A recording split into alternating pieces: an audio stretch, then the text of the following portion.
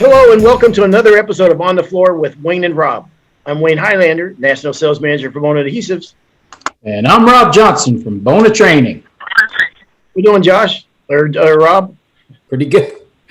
Pretty good, Ned. How are you today? I'm well. Good. Rob, we got a real fast-paced show today. We're talking with contractors from all across the country. And guys that, we respect their work. We see them out there. We know some of these guys. And I thought this would be kind of cool because they come from all different parts of America. And the first guy I want to start with, it comes from Cincinnati, Ohio area. I think you live in Kentucky, though. This is Josh Hansman. How you doing, Josh? I'm doing good, yeah. I live right on the border. Cincinnati is a 5-minute drive for me, so. Yeah. But I'm in Kentucky. Cincinnati, the Queen City. What food? What's the one food that everybody knows that comes out of the Cincinnati area? One. You want me to name one? Yeah, there's one in particular. As soon as I say it, you're gonna know what I'm talking about. Skyline. Skyline or Gold Star? Right. Yes. Yeah. Skyline chili. In Gold Star chili. I heard there's like 250 chili parlors in the Cincinnati area. Yep, there's a bunch, but they're all they're not like chili anywhere else. They're definitely unique. Yes, I've come to realize that. All right, so the premise of this is we're getting 4 contractors. We're going to ask them all the same 4 questions. Now, like I said, you're on here because these are guys that we know your work and respect your work and your name in the industry, and so don't hold back. All right, don't be humble about this. All right. So, Rob, fire away at the first question. All right, you ready, Josh? I'm ready. All right, baby, here we go. What makes you good at your craft? All right, so the thing that I think sets me apart is my imagination. I have a vivid imagination, and that lets me be very creative with what I can do, but it also allows me to paint a mental picture of what the final project is going to look like before I even start. I've always thought that this is something that everybody could do, but just in the past couple years, talking to people, I found out that it's not. So I think it's kind of special, but I really don't know. It's just so natural to me that I just assume it's natural for everybody. I'm going to tell a story about you, Josh, that cracks me up when I think about it. And I think this says a lot about you. I mean, hear me out on this.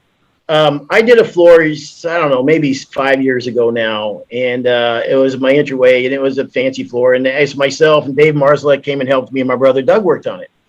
And the picture was on Facebook, and I was talking to you, and you go, yeah, I saw your floor, your entryway. I said, yeah, thanks. Yeah, and you go, it's not perfect. And I thought, what? Well, you were right, of course, but here's my point. Fast forward, years later, on Facebook, you did a floor, and it was phenomenal. I think you entered the Floor of the Year contest and whatever, and a lot of people have seen the picture. It's a beautiful, beautiful floor. But what got me about it is you took a video camera and you went around the job and pointed out all the flaws in the floor, and it struck me as unusual. Because not many floor guys would do that, then why did you do that? And give me your thoughts behind that. Well, so like when I see a project in my mind, like I was saying, I compare it to like reading a book, and then when the final project is on the floor, that's like seeing in a movie. The book is always better. So whenever I do a project and I get done with it, it never meets my own expectation. I always see flaws. And I think that if I can point out my flaws to other people, then maybe that's one step where they can figure out what to do before they have the same problem. It's just always there. It's I don't know if it's a curse or what, but it's a curse. I deal with it. We talk about it in the class, and the good thing is that curse is going to make you an amazing craftsman.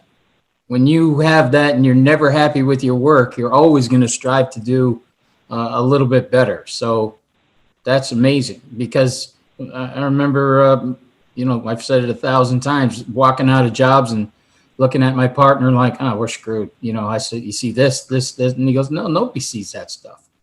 But as long as you keep looking at that stuff and seeing it, you're always going to try to correct it, make your next job even better. So that's great.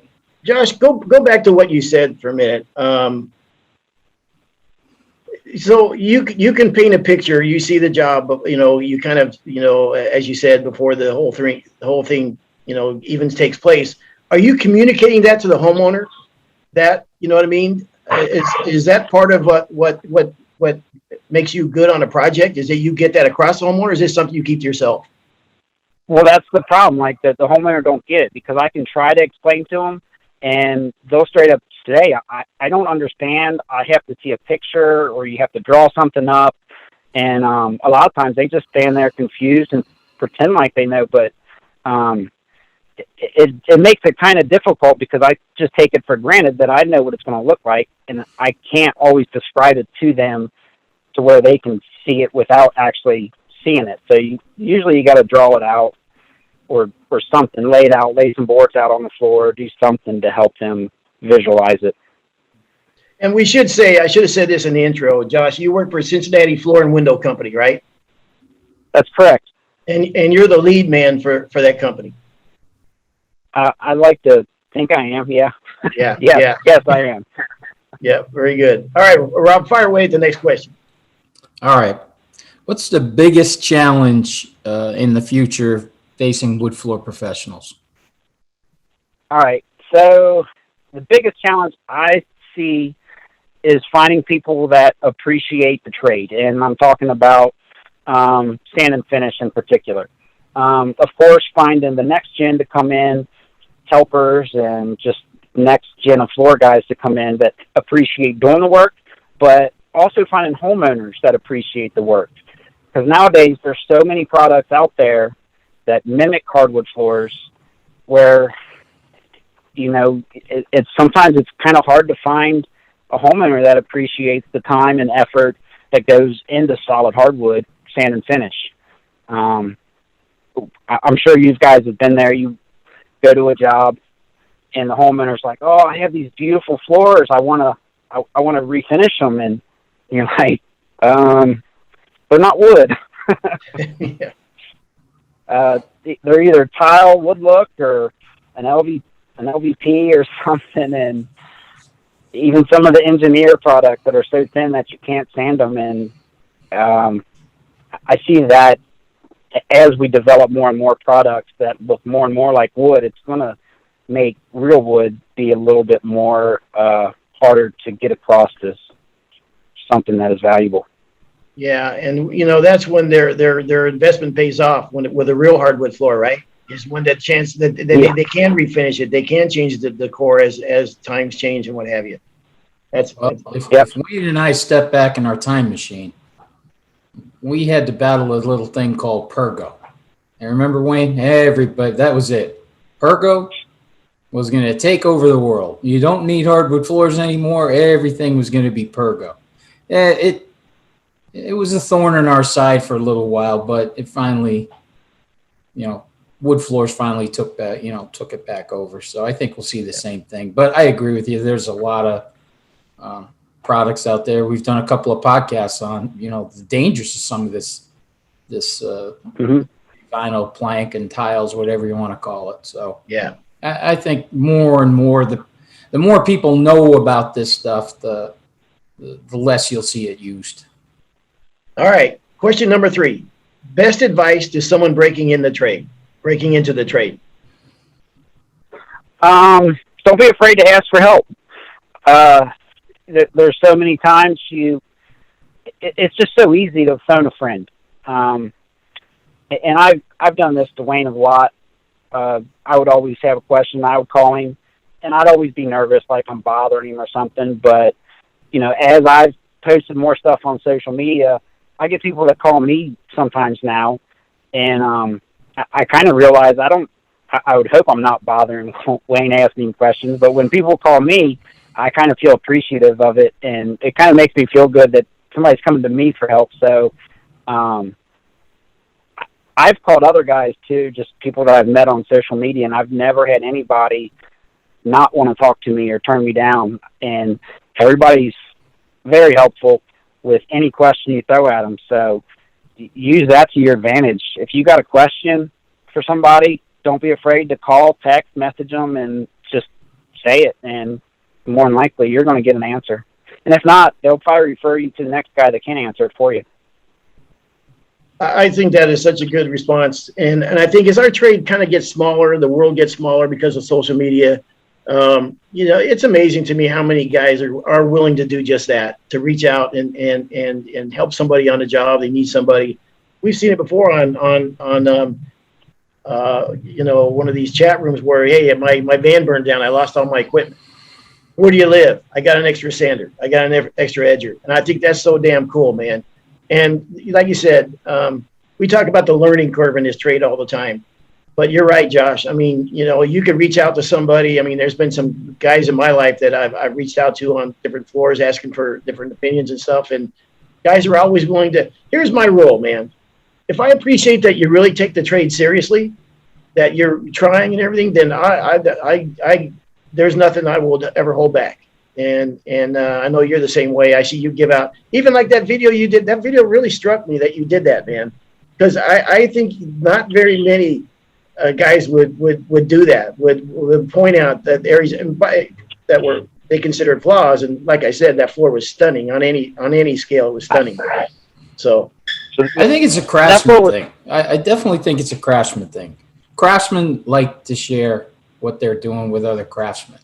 I mean, I think there's a camaraderie in our business that a lot of people don't realize until they start getting into some of these rooms or coming to one of the trainings. I just saw it again today. We wrapped up a training today in Atlanta, and all the guys were, as they left, I saw them all out in the parking lot exchanging their phone numbers. And, and I heard a couple of them talking, if you need help, give me a call.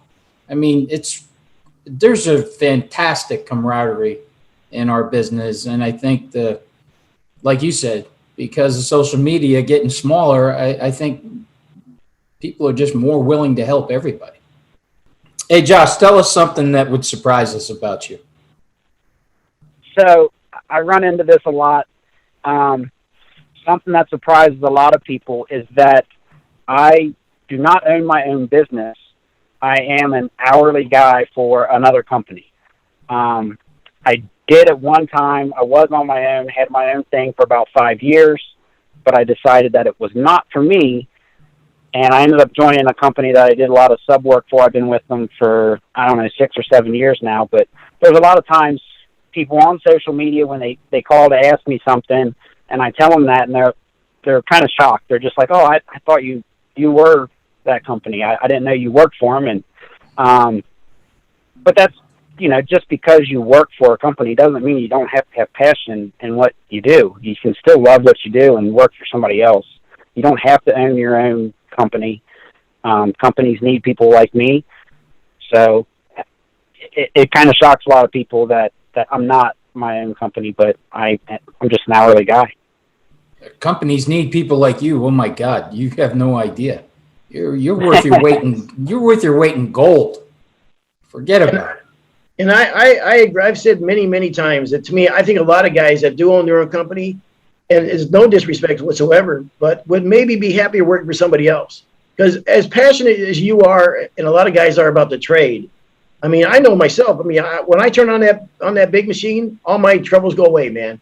When it's just me and the floor, and we're installing the floor and everything. To me, I'm in that's my happy place as a floor contractor.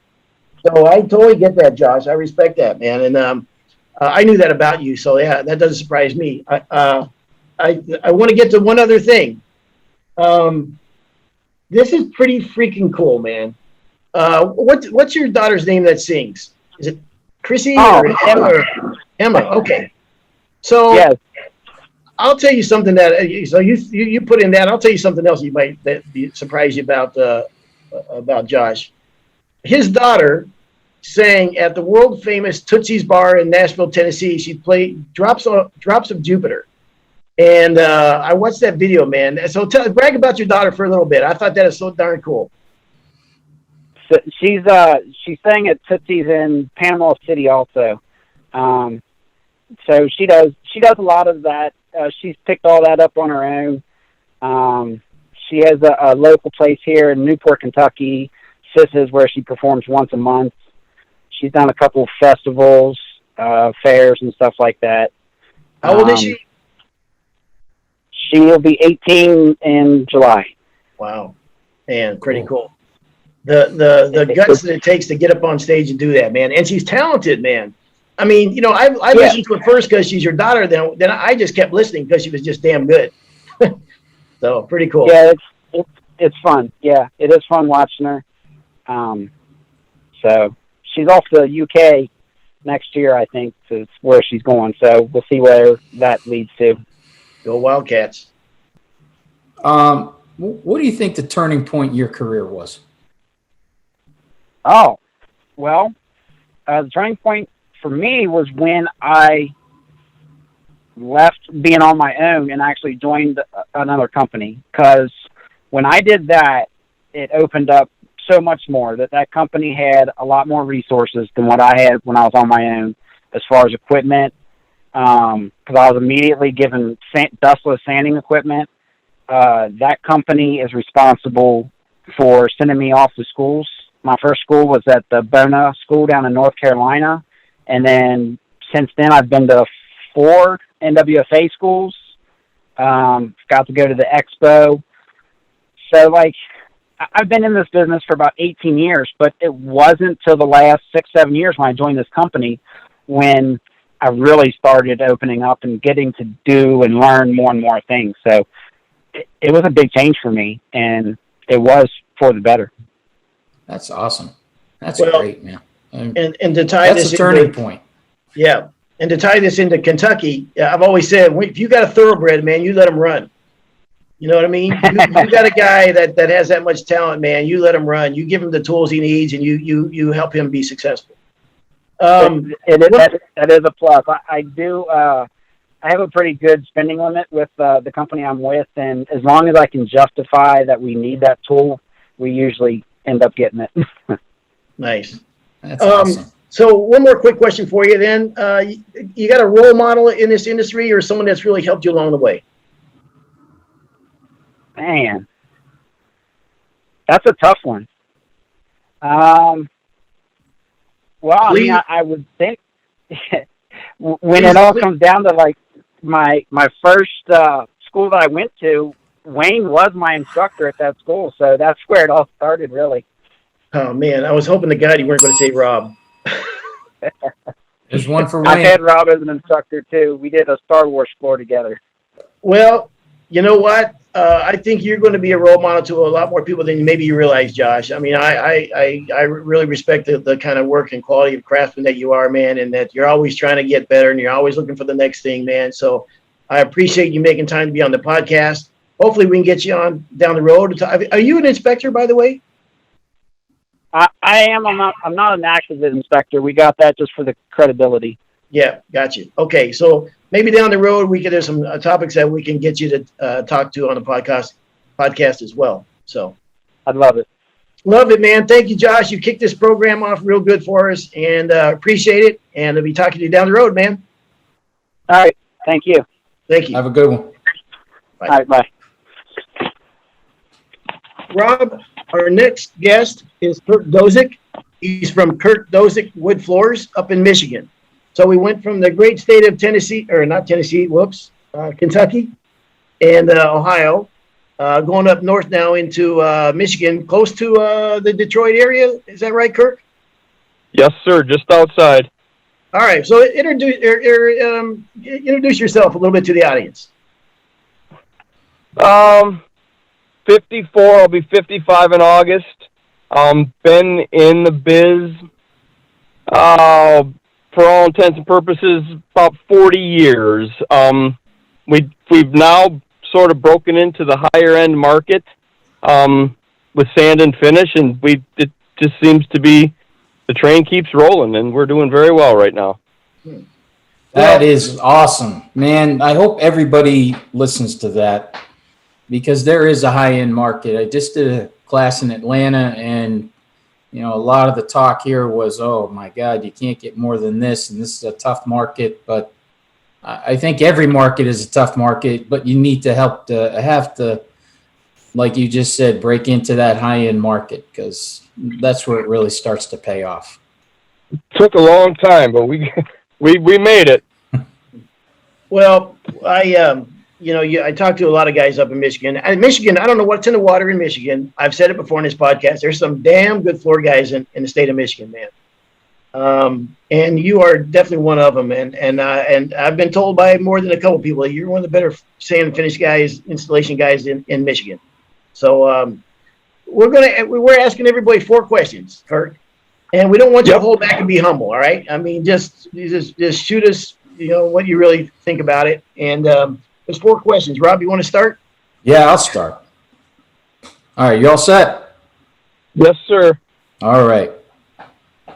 What makes you good at your craft? And now, I know that I heard you work with your son, so right off the bat, that's going to make you good at your craft, having to work with your kid. I've had to work with my kid, and I work with my dad, so right away I understand that it's a handicap already. So what makes you really good at your craft? Well, having him there, first of all, it truly is invaluable. He's been with me since he was a little kid, and we're on the same wavelength. I don't even, most of the time, need to tell him what to do. He's leaps and bounds ahead of most guys that have been in the business many, many years longer than him. Well, so with that said, what would make me good at my craft, I always have my customers' best interest first. And I want them to see that. I want them to know I care. I mean, sleepless nights all the time. And I want them to know that when I have their house and I have their money, they have my full attention. And I don't want to make mistakes, and I never want to leave it a mess. I don't want them to see something during the day or in the evening after we leave that is questionable, that they think they could do better than I can. Then they don't need me anymore. So we strive to give them the best we can, and it's paid off. Awesome. All right, question number 2. What's the biggest challenge you see in the future of the industry? Oh, I've been thinking about that one all day. A reliable workforce, to find that, I don't know how we do that. And not just finding younger guys to get in, even if it's someone in their mid to late 20s, someone that's actually teachable, that will listen, no attitude. That makes the day so much easier. Also, keeping up with all the new products, abrasives, finishes, that's a never-ending change. I can't get enough of that information. That's one thing. I love the information. So that's some of the challenges I see coming. That's one reason that you're on here, Kirk, is that what I really admire about you is that you said, you've been in the trade this long, you're 55 years old or whatever, but you're still learning, right? You're still trying to find out what the next best product is, what the next best procedure is, and how to, be great at your craft. Every day, I will always mix things up. If you use some common sense approach to it, to finishes, different chemicals, and you know what will and what won't work, you can achieve much better results and success than the guy that's your competition that won't deviate from a certain system. That's not me. I gamble. It always works. I've never been burned. Knock on wood, luckily. But I always think about it before I do it. I don't want to do something that I need to explain away to a homeowner that's paying me to be in their house when we came highly referred and regarded. I I don't ever want that to happen. Do you ever worry about your competition? Never. Yeah. Awesome answer. Never. I don't even. Amazing. That is the greatest answer. I hope everybody hears that answer. That is perfect. All right. Question number 3, Rob. Best advice you could give to somebody breaking into the trade? Well, I've thought about that one all day too. I would say it would help tremendously if you knew someone in the business that could, give you some pointers and somewhere to start. You have to be real in what you do if you want to stick with it. You have to earn that status too. A lot of this stuff that I see now, it's like make-believe social media. We can all make ourselves look like more than we are when we really aren't. And it takes a long time to get to a certain point where you don't worry anymore and things become on cruise control. And then I would say the next thing for someone, just listen when someone's trying to teach you or coach you. And if you listen twice as much as you talk, as my dad told me, you'll be a lot further ahead in the long run.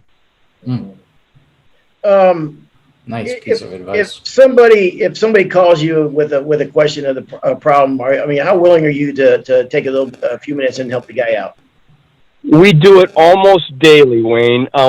Younger guys getting in, they're having problems, and I take if anybody calls me, I'll answer it, and I'll tell you whatever I know. I'm not concerned with them taking any knowledge or information I give them and strengthening their game against me.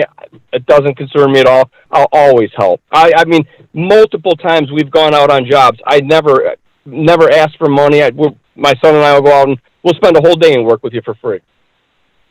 I have no problem with it at all. Really, truly, all the great ones say the same damn thing, and it's not an exaggeration. It really is. It's one thing man, if you're young and you're starting out in this trade, you have got so many tools at your disposal now that we never had before.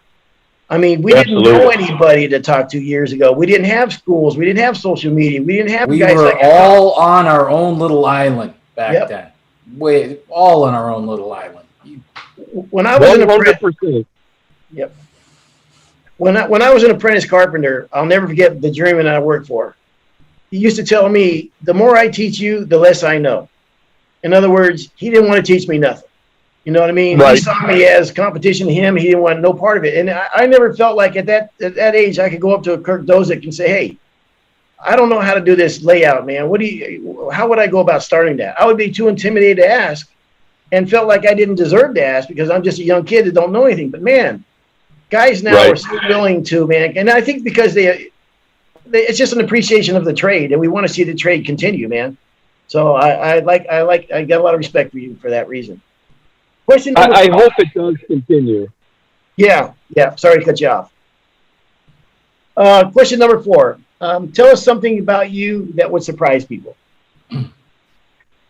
I also thought about that one. I really don't know what would surprise anyone.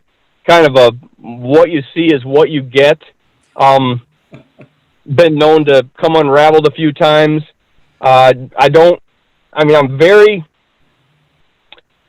willing to work with people, but another one, the old man always said, kindness isn't weakness, and if you show that, you will get exploited. That irritates me when people try to push that with me. I've mellowed out tremendously since the younger days. So not so many issues anymore. I've learned a little more finesse and learned how to deal with people. Same thing, something that's you wouldn't know about me. I started off as a carpenter apprentice myself, joined the union right out of high school. Yep. About a year and a half into apprenticeship school, the guys I worked for convinced me to buy my card, and the rest is sort of history. We ran a successful renovation company for years prior to going full-time sanding. I did installs with an old guy as a kid in the evening and on weekends, what seems like forever. And then in '99, we had the money. I bought the stuff, and the rest is history. Okay, so you're from Michigan, so I'm going to throw some names out at you real quick. Marvin Gaye, Stevie Wonder, Bob Seger, Aretha Franklin, Iggy Pop. By the way, I kicked Iggy Pop in his ass one time. I'm dead serious. I should tell you that story one day. Al Green, the Four Tops, the Supremes, Smokey Robinson, Glenn Frey of the Eagles, Alice Cooper, Yep. Darcy of the Smashing Pumpkins, the original drummer, Anthony Kiedis from Red Hot Chili Peppers. What's the deal with Michigan and music? Whoa! Wait a minute. You forgot the man, Eminem Ted Nugent. and Ted Nugent, of course. And there's so You many. forgot Ted Nugent, man. Yeah. Come on. So, in your travels, have you ran across any of those guys? We did Caju Cafe, which is a local Belgian bar here in Detroit. The closest to any of those that we actually ran across was John Rutherford. He is the horns section of the Silver Bullet Band.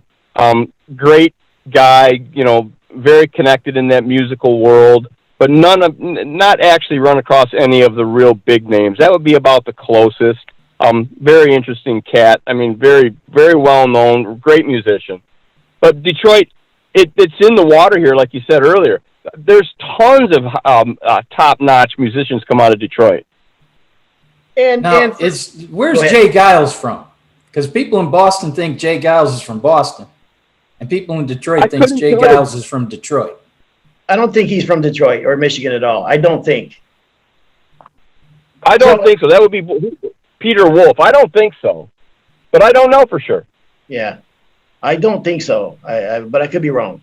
A few Okay. years ago, we went to see Seeger. He came to Albany, and my son is a huge Seeger fan.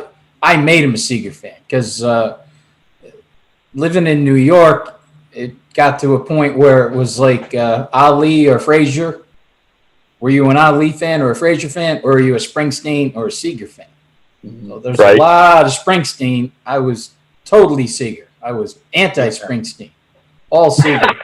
So my son shows me a picture, and he goes, hey, he texts me this picture like a couple days before the concert.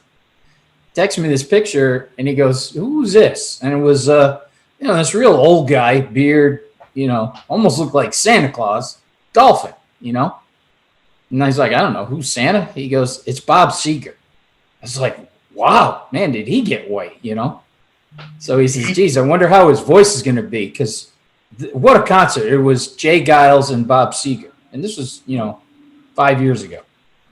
Well, Seeger comes, Jay Giles opens. He goes, I don't know any Jay Giles song. I go, believe me, you're going to hear 4 seconds of the first song. You're going to know every song, every word. Okay. Anyway, Seeger comes out and he starts and he comes out and, he's looking like us. We're all got white, right? That guy's voice, you would have thought he was lip syncing from an album that he made back in the 70s. His voice was perfect. My wife was in tears. My wife's from Detroit. She was in tears. He was just so good. Just amazing. Go ahead, that Kurt. farewell tour they had, I don't know, it was a year and a half, 2 years back. I mean, we weren't lucky enough to get to any of the shows, but heard from just about everyone, if not everyone that was there, that it was phenomenal. He's still that good. And then, with the recent passing of Alto Reed, there were a couple clips that made the way around Facebook and some other video sites of him, doing the closing lines with the sax. Just mind-blowing how good it was. Put goosebumps on the back of your neck. Yeah, it did. That whole show did. I mean, it was one of the best shows we ever saw. Okay. Well, I got you, Kurt. Well, we got you. What was the turning point in your career? Oh, wow. I don't know about turning point. What made my life so much easier with business was buying the Cube van. I've had that now full-time 5 years. Every single thing I need during the day, no matter what comes up, I have in that truck. And I mean, we keep it full service. So, there's just enough in there where it's not overloaded, which it probably is overloaded, But I mean, when I leave here in the morning, unless I do something stupid and forget something, we are set. And you know, Nick, we don't have the greatest organization system, but between the two of us, we remember what we need. One reminds the other. And the cube van and having all that stuff at my fingertips, you know, right in the back door, unbelievable that I waited so long. I can't believe I waited that long to buy a bigger truck. It has helped so much. That's a really good Let's talk tip. a little bit about your son. What's his name? Nick, great kid. How old is he? 23, just turned 23 in February. Nice. So it sounds like Mhm. it was kind of a Very daycare, good. kind of a daycare program, like it was for my son, huh? It you know, he was with me since he was in a little car seat bucket. I was bringing him to work, and I'm not kidding. I don't know if he'll stay or not. He has, you know, other plans. We'll see. I'm not going to force it on him. It's a great gig. I've read and seen things online that say, you know, hardwood floor craftsmen, true experts, are one of the most sought after guys in the world right now. I don't know if that's true or not. I would believe it is. I know around here there aren't enough, and the phone rings all day, every day. The kid, if he stays with it, you know, whatever I have is his. He can walk into it with basically, you know, no outlay of money and earn a real good living. So we'll see what happens. Very cool. He makes my life easier now. He's an unbelievable hardwood floor guy. I mean, I am not just blowing sunshine. I'm being straight up honest. That kid is killing it. That's awesome. Because I tell everybody at all my schools, my son is so much better at this than I ever was.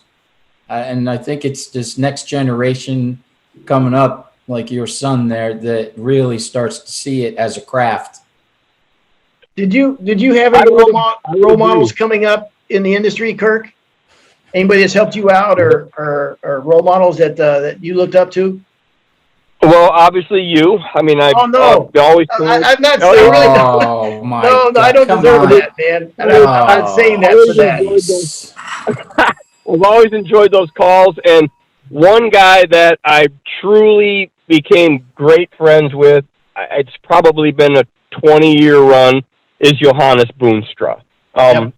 You know, all the times and conversations with him and just the little things, you may not implement them immediately when you hang up, but somewhere, at some time, some point, it's in your subconscious and you remember it, and you're so much further ahead of your competition because you know what to do. You're ready for it. That's, you know, it's you want to almost say, I've been waiting for this moment to use this, and it always happens. But yeah, he's been a great guy to know. Great resource. And I know him well, and I consider him a friend. So yeah, I super smart guy, very knowledgeable. So good call. Okay, last question. Sorry. Last question I got. For you. How important is your schedule and staying on schedule to your business? Well, now with the bigger ones, it's not like it used to be. The smaller stuff in years past, the people were more impatient, wanting it done to get back in. Now that we've gotten on to, I mean, some of the smaller stuff is in the 2,000 square foot range. So these people, the homes are bigger, they have lots of dollars, and they realize, you know, they have you in their house and they're paying you, you know, as much as $20,000 for a resand. Time is not that important anymore. And most of my people now, I'm able to adjust. I always call them. You know, I can see it coming, have the foresight for a couple weeks out. Things are getting a little jacked up on a job. I let them know there could be a possible delay. And I never give an actual completion date. You know, around this time we will be done. Everything goes correct. And we don't have any problems. No pushback with that at all. So that part to me, I'm not there anymore. No more running and gunning. Okay, so that's because back in the day, years ago, when you were first starting out, you weren't Kirk Dozick, but now you're Kirk Dozick, and they will wait. Correct. All right, Kirk. Hey, listen, man, it's been a blast talking to you. I really appreciate you making the time, especially late in the day. So thank you, sir, very much. And Thank hope you, to talk guys. to you down the road. All right. Take care, guys. Thank you so much. Take care. See you later. Bye. Bye-bye.